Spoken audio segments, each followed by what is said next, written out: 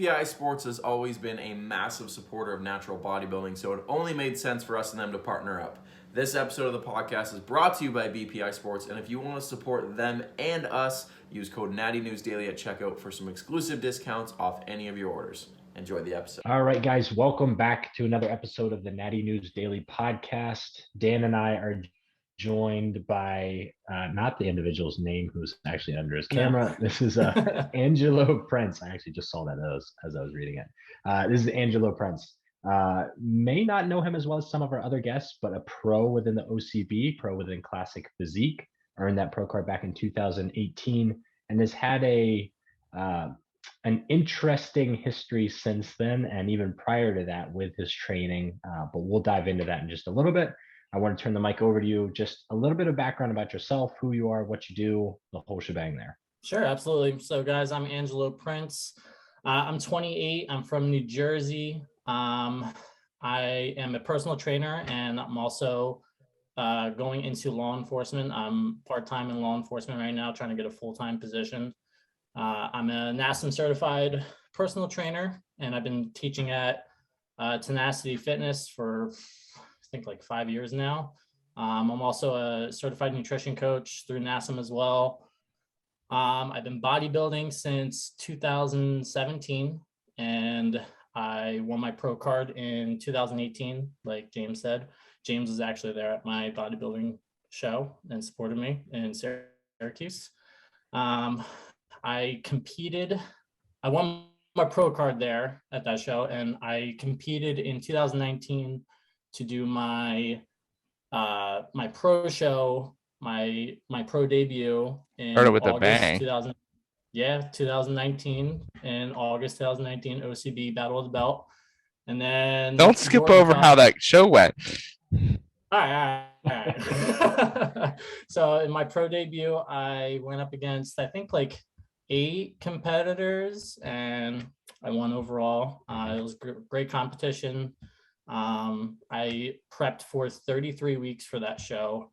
I started very first day of January with my coach, Joe Franco. That was the first time I ever worked with him, and I knew he had like a great track record with athletes, and he's just a great person overall too. I've talked to him before coaching, and I knew he would get me to where I wanted.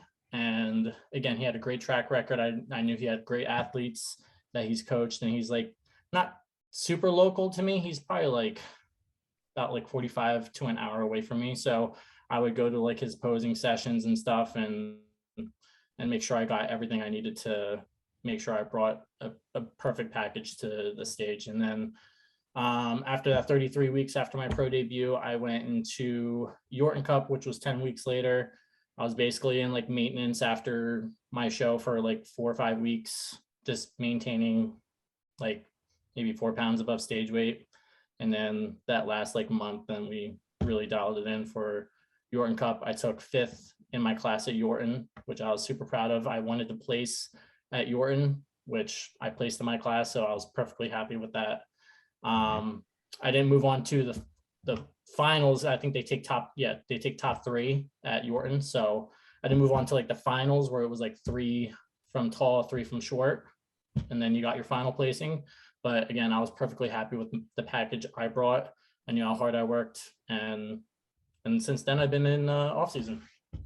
Yeah. So, and I want to point this out too, for those that don't follow Angelo, I encourage you to, because the level of conditioning that he brought to that prep season was pretty remarkable. And now it's a little bit more commonplace to see some pretty lights out conditioning. But Angelo, I remember that prep. I mean, like 15 weeks out, you were like diced to the bone, like striations on quads, like just freaky lean, which was, I'm sure, and correct me if I'm wrong too, you didn't really do all that much cardio until the very end, and we're still eating your Chipotle like cheat meals every week. Oh yeah, something, right?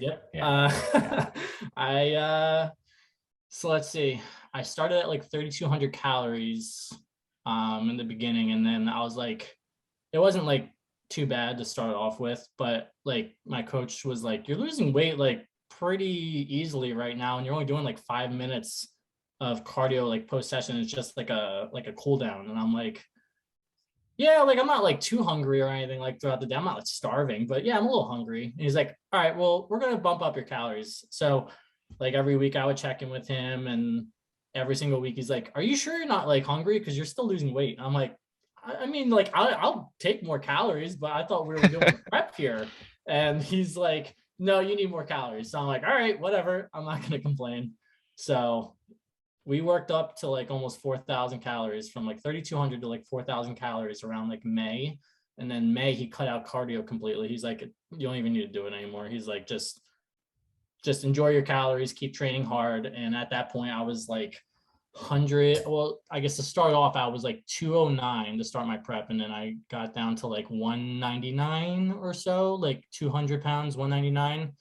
So I was about like 9-10 pounds above my stage weight in August, and that was in May. So in May, I only needed like 10 more pounds, basically. I didn't know that at that moment, but yeah, it was just crazy. And then we started to really cut down in June. So then June, my calories started to just slightly drop, and my body like worked its magic and just continued to lose weight just off of like short adjustments. So I think the lowest my calories got down to at the end of prep, so like my peak week, I think it was like 2,800 calories or something like that. And then and yeah, that wasn't it was harder at the end. I was only doing like 30 minutes of cardio at the end of prep, but still 2,800 calories. I was like very fortunate. But also I had a job at that time where I was on my feet all day, and then personal training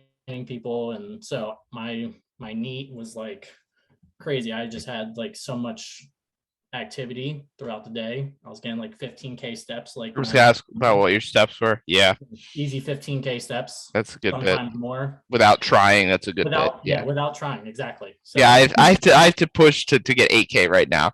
So oh, but I work a sedentary job, so yeah, it's tough. It's tough on those days that you're not active. Yeah. So, but yeah, so for how active I was, it made sense why I was able to like start off higher calories and slowly just work my way down after like June. So Yeah.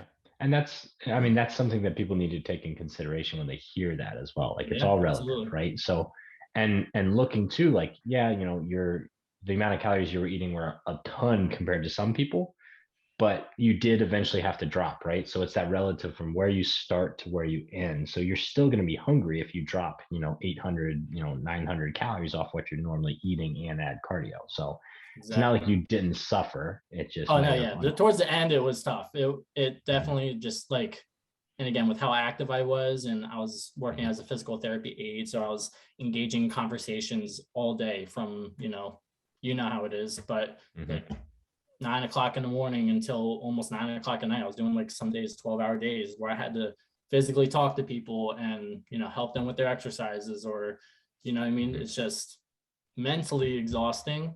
But when you want it bad enough, you'll make it happen, and you figure out your priorities. So yeah. And I think that's Dan, unless do you have any comments on that? Otherwise, I think I'm going to jump. I think that's a good tie into our main topic for the night. Right. Yeah. Yep, so go for it. Yeah. So you're saying, right, like if you want it bad enough, you'll make it happen. So for those that don't know, which is probably a lot of our listeners, Angelo has had 5 ACL surgeries, right? Yep. 4 of them on one knee, and is actually 2 weeks now. Yep, 2 weeks or out of his last surgery. So let's talk first. When you won the pro card, what was the injury history at that point? So when I won my pro card, I at that time had 4 total ACLs.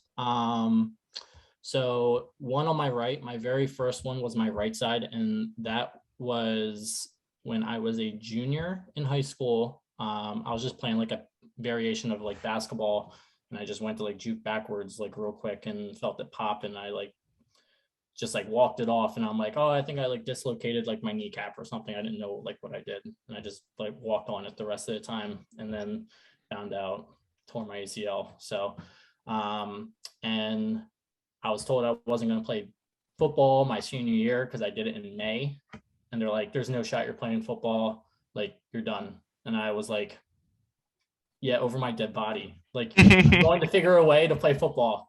So I got surgery pretty much immediately, and the doctor who I had, he said there was a chance I could play football. He's like, it depends on your recovery, how well you go through everything, and but he's like, if you can get past all of the tests and your knee looks the way it's supposed to, then I'll let you do it. But I'm definitely a little nervous for you because it's a little early. So I rehabbed it 4.5 months and perfect, no problems. They had my physical therapists were like, I mean, it looks like an ACL 9-12 months out. So I was like, all right, so let's do it. So I only missed 2 games, played 8 games, and got a offer from a Division III school to play football. Played football, and then halfway through my freshman year playing football, I tore my other ACL in practice, non-contact, and that was the terrible triad. So I did ACL, partial meniscus tear, and then sprained MCL. So I didn't tear all of them, which is great, but still, you don't want any damage to any of your ligaments or structure to your knee. So it still sucked, but rehabbed it again. Did like 5 months. I was perfectly fine. Same thing as last time. And then I was playing like pickup basketball on like the last day. I wasn't really playing pickup basketball. We were just shooting around. But it was last day of school in college, my freshman year. And this kid I played football with, he was like a big boy, like 320 pounds. Didn't really know how to play basketball. And I did like a Euro step to the basket. I planted on my bad leg. I just had surgery on, and he like trucked me. And when he hit my leg. So I felt a tear immediately. And I was like, it's torn, done. I knew immediately. And we were just like shooting at first. And then you know how guys are, they get a little competitive, and then they started guarding. And then that's how that basically happened. So then rehab that, I think that was like, I don't remember how long that was. That was probably like a little bit longer of a recovery. I want to say it was probably like 5 or 6 months. What year was that around? That was in 2013. Okay. So my right and my left, I used patellar tendons. So I used the autograft patellar tendon, and then my second time I tore it. So that first revision when I was playing basketball, I used a cadaver. So not for my own body. They said it would have been fine. He's like, the failure rates are still significantly like low for the most part. So shouldn't have any problems. I'm like, okay. And then a year and a half goes by. I'm playing basketball again. I'm wearing my knee brace this time. And I just made a layup, and I came down and I just felt it pop. And I'm like, I think I tore it again. But the only good part about it was I was like walking after, and I didn't have much pain. So I was like, I was in pain for a second. And then I was like, you know what, maybe I didn't tear it. Maybe I just sprained it or something. I don't know, but tore it. Tore it again. And I was like, I'm done playing sports. I'm done. No more. So I rehabbed the last surgery, not this surgery, my last surgery for like 12 months. So we took it real slow. We're like, second revision, we can't like mess this up anymore. So again, cadaver, he said it should be fine. I don't know why it tore, but said it should be fine. So we did cadaver again. I did get a second opinion. He wanted me to do hamstring, and I didn't get like good vibes from that doctor. So that's why I didn't want to do that. Year and a half, or maybe not year and a half, sorry, year recovery. So year recovery, perfectly fine. And then that's when I got into, so that last surgery, I tore it in July. No, sorry, I got surgery in July 2015. I got the surgery. So going into my senior year, I didn't do anything like crazy or anything. I didn't play basketball or anything.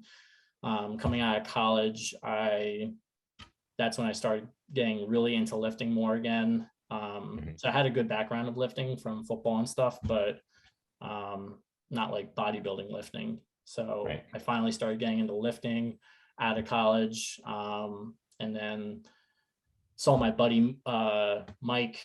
he competed, and I thought it was just insane how he looked. I'm like, how do you look like that? I'm like, that looks amazing. I'm like, I would so do that, but there's no way I would be able to like get myself to look like that. Like, just no way.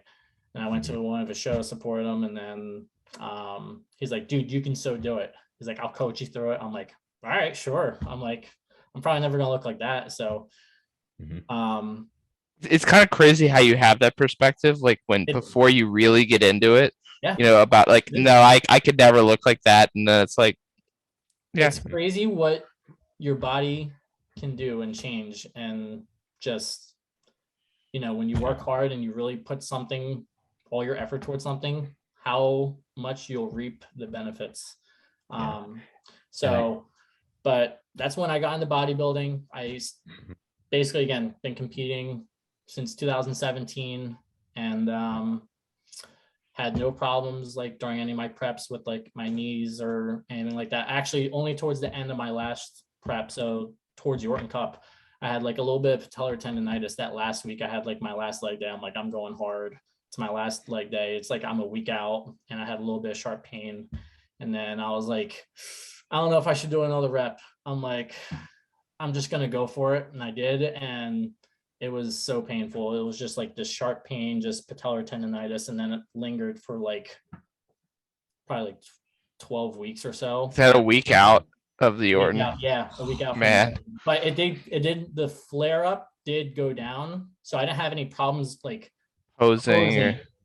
But once I got right back to doing legs again, so right after Yorn, I hit legs again, and it was a no-go. I was like, yeah, I can't hit legs. My knee's like so much pain.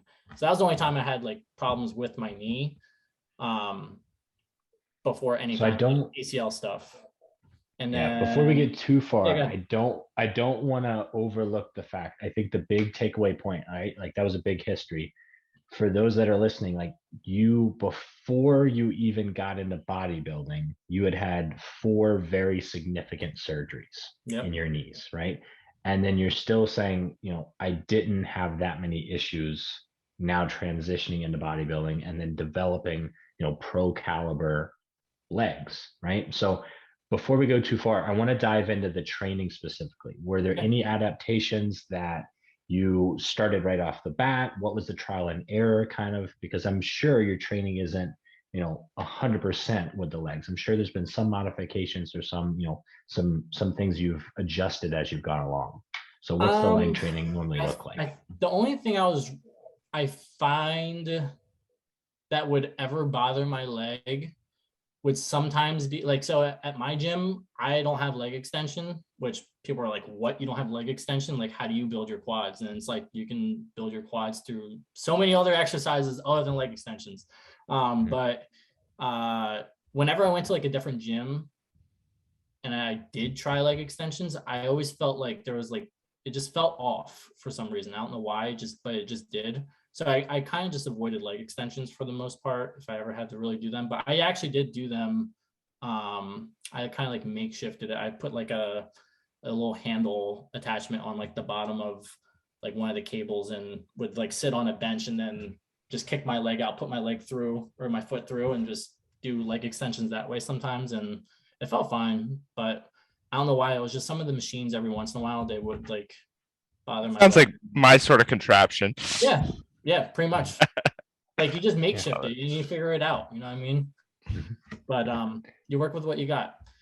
But so you honestly, still though, squatting. for the most part, I didn't have much exercises that really bothered me though. I mean, I can literally do any exercise prior and I didn't have any problems squatting. I mean, leg pressing, single leg pressing. I mean, you could literally name it. Any lower extremity exercise, I didn't have a problem with. So for the most part, I had pretty healthy knees for having so much damage to my knees. Okay. So you're just Superman. That's what it is. That, or you had a very, very good PT, which I know we've chatted about it. And yes. Your PT is very phenomenal at what they do. Yeah. So I mean, that's a testament in itself, right? Not being afraid of those movements, which are normally like, oh, I have bad knees, I can't squat. I have bad back, I can't deadlift, right? So you I'm sure there was, within any proper rehabilitation scheme, you're probably implementing some of these movements before your, graduation from physical therapy anyway. So it's not like you just jumped in the gym and squatted, No, 315 for the first time. So this was a slow process. very slow But process. but if anything, it tells people that like it can be done. You can get back to these big movements. You don't have to avoid them. They're not necessary, but for you, that's what seemed to work. And it has worked, obviously. I mean, the pro card kind of stands for that. Yes. And, as long as you're willing to take the time to do like these exercises, like make sure that you start at like a strong base and, work on, whatever it might be, whatever you need to start working on first, like for like physical therapy, like, just doing squats from a chair, you know what I mean? Like for me, like I can't even do that right now. So like I'm working on like a lot of easier things that people would be like, that's what you need to do for ACL surgery right now. Like for me, just doing, toe raises, it's not super easy, but it's also not like extremely hard. It's like kind of like in the middle right now. Like I'm just being able to do toe raises, just going up on my heel, on my toes. Like people would be like, wow, like you take for granted like what you can and can't do, especially like after like ACL surgery.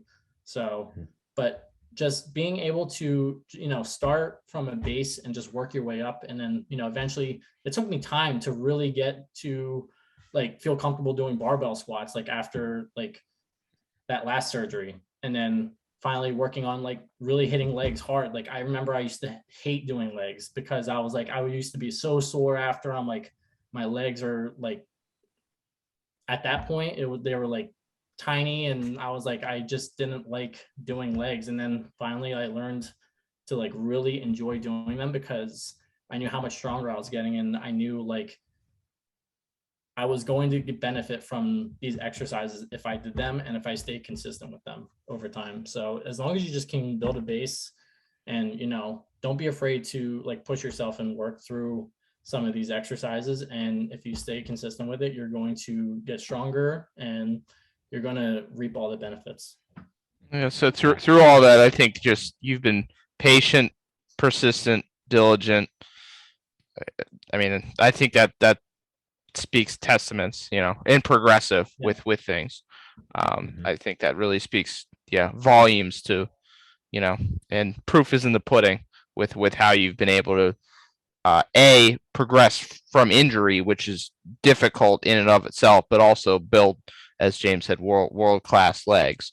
So that's really tremendous, and I'm sure it leaves you a little more positive in your outlook with this recent surgery a couple weeks ago too. So that's fantastic, and the mentality to go along with that is I was just really about to say that commendable. Yeah. If you don't have a good mental, like if you're not mentally ready for like ACL surgery, like what it's going to do to you, like it can leave you in the dumps. I remember my first time, like I was like almost like depressed, like how fast my quad just like shrunk, and like how difficult everything was. But I knew how bad I wanted to play football at that time, and I was like, I'm going to do anything it takes to get my quad stronger and to do X, Y, and Z to get me back on that field, just like I'm going to do now. I'm going to do in more of a slower manner now, obviously, because a third revision, it's just unheard of. But You've shown you're willing to be patient. I'm willing to be patient. I don't know when I'm going to step back on stage. It's probably going to be at least another 2 years. I did have intentions on stepping on stage possibly this year, prior to tearing my ACL back in June. But it was still up in the air. It wasn't like a definite. I was just getting that itch, which everyone knows they get. But yeah, I think it's going to be a couple of years before I step back on stage, possibly. But in the meantime, I'm definitely going to be working my butt off, getting stronger, and doing everything I can to progressively get my legs back to where they need to be. So I hope to make, I know I will make improvements on my legs. It's just going to take a little bit longer. So, which is fine, because bodybuilding is a lifetime sport. And something that's always stuck with me from what people always tell me, the stage is always there. The stage isn't going anywhere. So why rush it? So like for me, like competing back in 2019, I'm like, wow, like it's almost been 3 years. I can't even believe that. But I know I can still keep making improvements, and I'm only going to benefit from being in this improvement season for, another 2 more years at least. If I stay in this improvement season for another 2 more years, I mean, the next time I compete, it's going to be insane. I'm already 40 pounds above stage weight in a good way, not in a bad way. So, I mean, I can't imagine having to lose more than 30 pounds. So if I lost, if I lost more than 30 pounds, I'd be shocked. So I'm at like 230 right now on a normal day, not even trying. You had to have been eating like 6,000 calories before your surgery when you were moving around and mobile, hit 50,000 steps. I don't have that many steps now. Well, that's what I mean. Yeah, before your surgery, yeah, absolutely. I would have. I don't even know how many calories I'd be taking in, but it'd probably be close to the 6,000. But yeah, no, it's about it's that. all gonna be worth it though in the end. I'm glad I'm taking this time off, and I'm just glad that I have a good support system, and I'm so happy that you guys have like brought me onto here and just being able to talk about all this, because I think a lot of people just want to like rush to the stage, and it's good to take some time off from the stage, because one, it gives your body a break, and two, helps you mentally, and you just will see so many improvements when you do take that time off. So I agree. Yes. Yeah. One quick question, jumping back though, is with nutrition. So obviously you just had your surgery. What kind of approach and adjustments have you made to your nutrition coming out of surgery? So I'm still taking, so I don't really track anymore. I just intuitively eat, because from tracking for years, it's just been easier on me to not have to track. But I usually aim for about like 40 to 50 grams of like protein per meal, and I'm usually eating about 5 meals a day. So for the most part, especially after surgery, I'm still taking in like over 200 grams of protein a day at least. And honestly, I like almost all my surgeries, I usually lose a lot of weight. I haven't actually weighed myself since surgery, but if I lost any weight, it'd maybe be like a couple pounds at most, I think. I've been eating pretty well, even with like the medication I usually get, which is like pretty strong medication, and usually like upsets my stomach afterwards. But this time around, I don't know why, I haven't really lost my appetite. So, but I don't think I gained too much weight either. If I did, if anything, I think I'm probably still around the same weight. So nutrition wise, honestly, hasn't really changed much. I'm still taking in good adequate amount of protein. I've had a lot of snacks here and there because I've been sitting on the couch. People have been bringing me food and stuff, so I've been enjoying it a little bit. But I'm definitely. What's your favorite snack? My favorite snack? Oh, you seem excited for that question. I love it. Well, it's funny you say that, because my one of my best friends, he's the owner of the gym at Tenacity. He calls me Snacks, because I literally like have snacks all the time. So like literally he calls me like, he'd be like, Snacks. Like, so every time he sees me, he always says like Snacks. But I have a really good sweet tooth. So like sometimes candy is like one of my favorite things every once in a while. But I don't know. I love ice cream, like the Ben and Jerry's like ice cream. They have the Froyo. I don't know if you've ever had those. I have, yeah, like the half baked. Yeah. Yep, the half baked Froyo. Those are phenomenal. Candy, cookies. I don't know. I mean, everything that it's all good. It's all good stuff. But yeah, I do love me some Froyo though. Mm-hmm. Yeah, no, and that's an important point, Dan. I think people often overlook that, right? Like we talk about recovery in the sense of just like from your normal workouts, but an injured athlete needs higher levels of protein, and they need to be in a caloric surplus because their needs are now higher. As an extreme, but in the burn ward for the hospitals, I mean, those calories that they're given to those individuals, I mean, it's such an increase from their maintenance, their normal maintenance, because their whole body is working continuously to heal the damage there. Yep. Now, obviously, yours is a little bit more, I don't want to say Localized. minute, but yeah, but it's focal, right? But your body is still working to heal tissue, and it just like jacks up your metabolic needs by a good amount.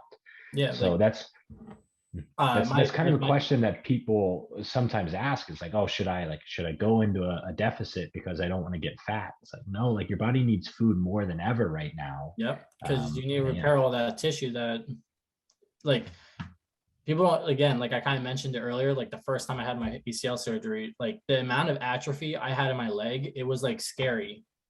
Mhm. Like, it literally looked like a twig next to a tree trunk. It was like scary. I was like, I couldn't believe like that's what Mhm. my leg looked like after like 2 weeks of non-weight bearing. And I Mhm. was like absolutely shook. But luckily I am like partial weight bearing this surgery. So I'm actually down to like one crutch now, which is awesome. And I'm slowly getting back to it. But and what's also good is I like this surgery. So like how we've been talking with like nutrition, I've been doing blood flow restrictive therapy because they have that at where I go for physical therapy. It's more of like a computerized blood flow. So it actually calculates, how much it takes to cut off 80% of your blood flow. The pressure. Yeah. Yep, the tourniquet is pressurized. I mean, literally everything about it is amazing. It's such a high level of like blood flow. Like I don't see any other places that like have it. It's called like Owen's Recovery Science. And yeah, I mean, it personalizes like your blood flow or your tourniquet to cut off your blood flow. So like each individual would be different. Like if I put it on my leg and James put it on his, we're gonna get two different personalized numbers to cut off our blood flow. So which is great because that's how it should be. It shouldn't be everything should be individualized. It shouldn't be, oh yeah, we're just gonna put it on like the straps, like, and we're just gonna cut it off to here and hope for the best. And you don't really know exactly what you're occluding from your blood. So yeah. And for those that don't know, blood flow restriction training is both, I think it's a little bit more common practice nowadays, so probably don't have to explain it too much, but for PT purposes and training, it allows you to work the muscle, the intended muscle, at a lower intensity, because it does, like Angelo said, it's normally like a 70 to 80% occlusion of blood flow out of the limb. So you get that metabolic buildup in the limb, and it just like stresses the crap out of the tissues without a ton of load, because for an injured athlete like yourself, almost like doing like a 1 rep max, almost like it creates an environment where it will feel like you're doing almost a 1 rep max, or it's the most painful pump you've ever experienced. It's extremely painful. I'm not even gonna I actually hate doing it. Like people would be like, "Oh, dude, love hate." Yeah, it must be so much fun." Oh, it sounds great. I'd rather do a 1 rep max any day. I would rather go to failure on any one of my sets than to do blood flow, because the blood flow scheme is a little harder. You do 30 reps, you rest for 30 seconds, and then you do 3 sets of 15 reps, and they're all 30-second rest in between. And then you cut it off for 60 seconds and turn it back on and do your next exercise. And it sucks. Yeah. And I always, like, the first time I have people do it, they get to like 15 reps on that first like 30 cluster, and they're like, this is nothing. What are you talking about? Then by like 20, you can see like the panic setting in their eyes. This hurts. Like once that blood accumulates, it's like, oh boy. Insane. It will humble you so fast. The first time I ever did it, I barely got through like I was doing straight leg raises with no weights, and I literally barely got through my last set. Like I probably even had like a little bit of a lag in my like straight leg raise. Like it wasn't perfectly in extension, but it's just crazy. But it's such a great tool though, because I'm able to do this and still get my leg stronger and still be able to make progress probably a lot faster than just doing, normal exercises. So it's a great tool to have, and I'm very fortunate to be able to use it. Yeah, if it certainly stops or minimizes atrophy. I mean, that's been studied and shown in a lot of research, but beneficial across the board for the systemic effects of like the hormonal cascade that happens just from training.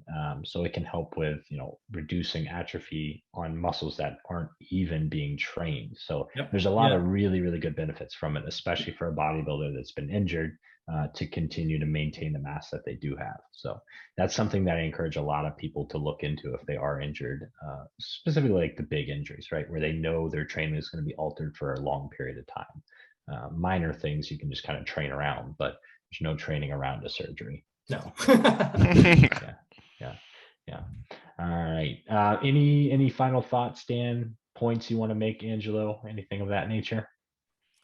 I think I'll just kind of reiterate it again. Just definitely take the time off to enjoy yourself when you're done competing, and first off, take time to enjoy yourself and live life, but also continue to hit the gym hard and take the time off that you need in order to really make improvements into your next competition season, kind of like what I'm doing, because I know for damn sure the next time I compete, I'm going to make massive improvements on everything, and I look forward to it. But at the same time, I know I can take my time with, just definitely take the time off and just continue to work, and really just reap all the benefits of your off season, because that's when you're going to grow the most.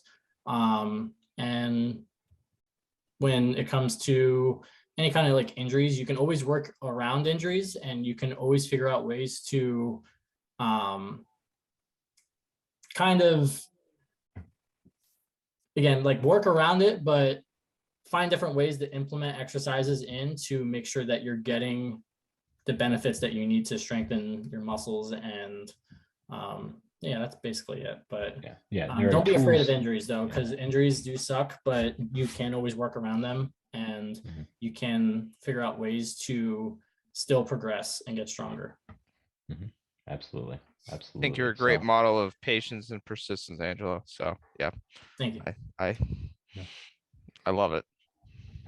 It's not easy. The patience takes time, and I used to not really be a patient person at all. I used to always want to I want it now. I want to, I want to get my pro card now. I want to do this. I want to do that.